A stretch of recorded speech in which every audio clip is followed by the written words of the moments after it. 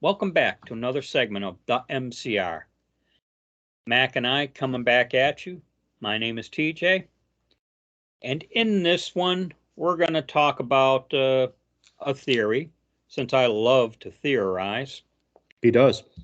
And last week on February 8th, a man by the name of Seymour Hersh wrote an article.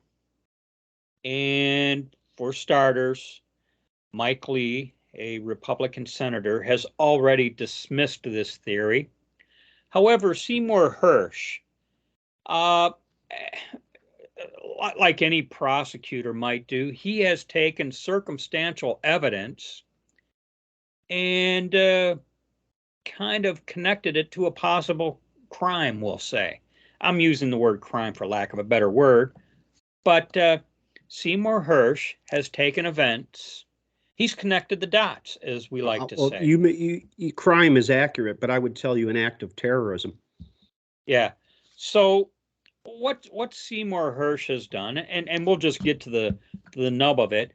Seymour Hersh, in his article, believes that the U.S., and oddly enough, with the help of the Norwegians, Seymour Hersh believes that the U.S. was intimately involved with the Nord Stream pipeline, the explosion.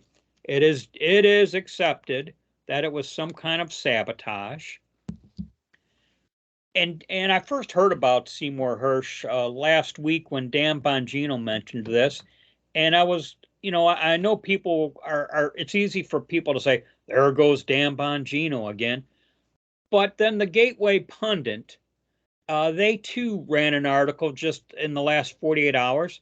They too did an article saying, there could be something to this. You know what? Too many coincidences have occurred at this point. Okay, and again, connecting the dots. All right. Also, the CIA has said that this is completely false. This well, they theory. Can be believed. Yeah. You know what? Yeah, really. Along with the FBI and other ass clown organizations in the intelligence community. Yep. In the connecting of the dots, Seymour Hersh, he reflects on February 7th, 3 weeks before the invasion of Ukraine. Biden made the comment, if Russia invades, there will no longer be a Nord Stream 2. We will bring an end to it. Now, that's a threat. That's a threat. He also it implies one, certainly. Yeah, and also in an interview, they were when asked about Nord Stream 2, he basically in a clumsily worded statement said, we're going to destroy it, okay? And then it happens. And then it happens. It'd be like you and I in a pub, and you say, "Mac, I'm going to kill you," and then later I end up dead. You should be the number one suspect. So, what if we were to go through a series of events, chronological list of events? In June, they had an operation there in the Baltic Sea. They called it Baltic Operations 22 or Balt Ops 22. By the way, this article Seymour Hersh wrote is very long. Using a font of, I want to say 12, it printed out to like 13 pages. Well, that is lengthy. Okay. So this is a very lengthy article, and I'm just kind of hitting the highlights of the article. Okay. But in June, they had Baltops 22. Norway was involved. And they being State Department, we'll say, a Biden administration, felt that this would be the ideal time to plant the mines that were used to detonate, destroy the Nord Stream 2. Also, I remember something Dan Bongino said when this first happened. Dan Bongino made the comment, if we didn't do it, we sure know who did. And if we knew who did it, why aren't we saying who did it? Which, you know, Well, we're too busy going over a fine-tooth comb over their political opponents, like parents at school board meetings. That's why they might not know. Of course, I believe they do. They referenced they referenced how they used Navy divers, but this is oh, and by the way, Seymour Hersh will not reveal his source, which I think is part of the problem to the Mike Lees out there. Okay, uh, but Seymour Hersh will not release the source of where he got some of this information. Okay, And there could be good reason for that. oh yeah, but or it could be because it's bullshit and he made it up. Yeah, that too. But Seymour Hersh reports, they used Navy divers, but here's where it gets interesting. They didn't use anyone from SOCOM. In other words, if they had used any kind of special forces unit, they would have had to inform Congress the use of the special forces elements in the execution of this. Well, here's where I would pause there. Do they? They do whatever they want. Yeah, pretty much. Damn the Constitution, damn the rules. Because they're so morally correct, they can do whatever they want. Well, back to the theory here. So under the guise of Baltops 22, they plant these mines, but they didn't want to detonate them right away, especially during the operation. They felt if they detonated it too soon, especially with the Baltops 22 in play, it would sure look like we did it right off the bat. But so then they thought, well, is there any way that on command they're able to detonate these things? So the theory is during Baltops 22 they planted it, and then waited a few months later, and here's the claim: a Norwegian Navy P-8 surveillance plane dropped a buoy into the Baltic Sea, which for the most part isn't suspicious, because we always want to keep tabs on the Russian Navy and especially their submarine activity. So their sonar buoys out the wazoo there in the Baltic Sea, if for no other reason to keep tabs on Russia. So Norway, who has no love of Russia, they dropped this buoy, and from the buoy they are able to transmit a signal, thus detonating the explosives they planted a few months prior, and basically cut off Germany from Russian gas. And if and Mac, if you recall, this Russian pipeline has always been an issue. And you think back to Trump not liking the fact that that these pipelines existed, and Trump felt they were allowing themselves to become hitched to this Russian natural gas supply. So in the event that Russia did do something, say like invade Ukraine, that Western Europe or Central Europe wouldn't do anything about it, because now they've become used to the cheap natural gas coming from Russia. So it would be in their interest to look the other way. Yeah. And here's something interesting about this natural gas that Germany was getting from Russia. They were getting so much of it at a cheap price, they were able to resell some of it at a profit.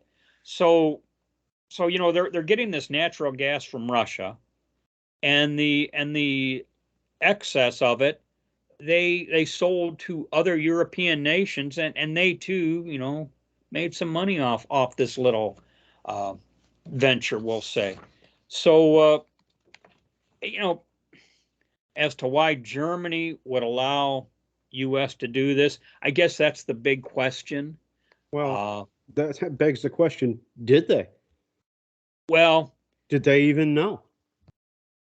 Again, but with the their with theory is, the high moral ground that they think they're on, they can do anything because yeah. the ends justify the means. Well, and once once this thing was detonated, uh, uh, Blinken, the Secretary of State Blinken, he made a comment. It's a tremendous opportunity to once and for all remove the dependence on Russian energy and thus take away from Vladimir Putin the weaponization of energy as a means of advancing his imperial designs. Okay. And then let's see, Victoria Newland, an undersecretary. Man, she made some. Well, she said some things which is eye opening. Let's see. She basically said the Nord Stream pipeline was going to be a hunk of metal at the bottom of the sea. That's what Victoria Newland said, and basically Seymour Hersh is taking all this stuff, all these dots, he's connecting them, and saying we did it. This is a very lengthy article. It's an act of terrorism and it's an act of war. If they came here and blew up the XL pipeline, which I guess Biden kind of did, yeah, it would be an act of war.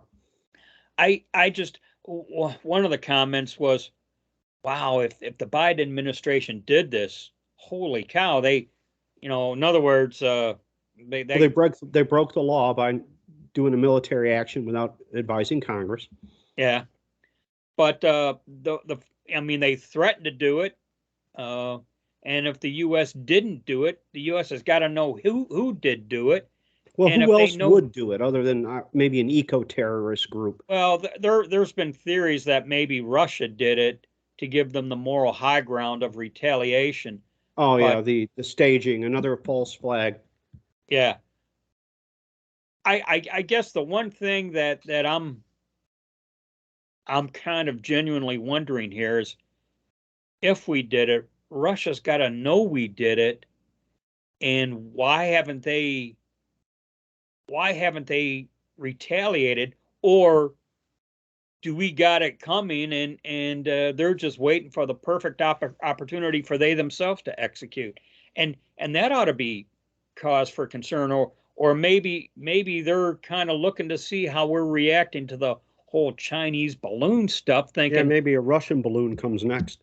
yeah, exactly, they're just taking note of what China's getting away with and saying and getting ideas from the Chinese and how they're going to retaliate. You know what?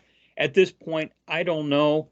All I know is this is Well, another reason they may not have done anything is because we may not have done it. well, that That's a that is possibility as well. that is true. But I guess what when I say they, the professionals out there, this isn't some guy in scuba gear going down there and doing an act of vandalism. Uh, this took this took technologically advanced equipment and material to execute, and the list of nations able to do this is short. You know, Yeah, and we're well, probably at the top of it. yeah. So U.S., Russia, maybe even Germany, the and this where the pipeline exploded uh, came, I'll say, in close proximity to an island of Norway's. So there's the assumption that somehow, because these Scandinavian countries, they are no fan of Russia, you know, and and maybe Norway, under the protective umbrella of the U.S., said, "Yeah, we'll help you out," you know. Yeah. But it, Again, it do the ends justify the means for these folks? it's and here's the thing, because I know a certain segment out there is pro Russia in the grand scheme of things here. this is just going to fuel their angst, So that, you know what, that's my part. That's part of my concern now. Right. It's just I don't even know if it irritates me that they did it, other than the fact. Are we prepared for any retaliation? That's where my concern begins. Yeah, You because know. I don't have a bunker to go hide in the bottom of the White House. Yeah, exactly. Yeah, and yeah, at the end of the day, that becomes my selfish concern, we'll say. You Yeah. know. So that's all I got. Uh, I would encourage people to read the article. Uh, it doesn't conclusively prove that the U.S. did it, other than it goes through a series of events that are factual, Right. and once you go down the list of factual incidents, well, I'll tell you what, it puts us at the top of the suspect list. That you cannot deny. Well, it tells us why may not be a congressional investigation because we'll be the guilty party. Yeah, really. So that's all I got. And by the way, this thing, be prepared to sit down and digest it if you choose to read this Seymour Hersh article. I wouldn't exactly say it's for casual reading. Okay. It's very detailed. I had to read it twice. So that's all I got. Any final thoughts, Mac? No, no. All right. That's it for this one, and we'll catch you all in the next segment. As always, be safe, watch your six, and don't tread on me.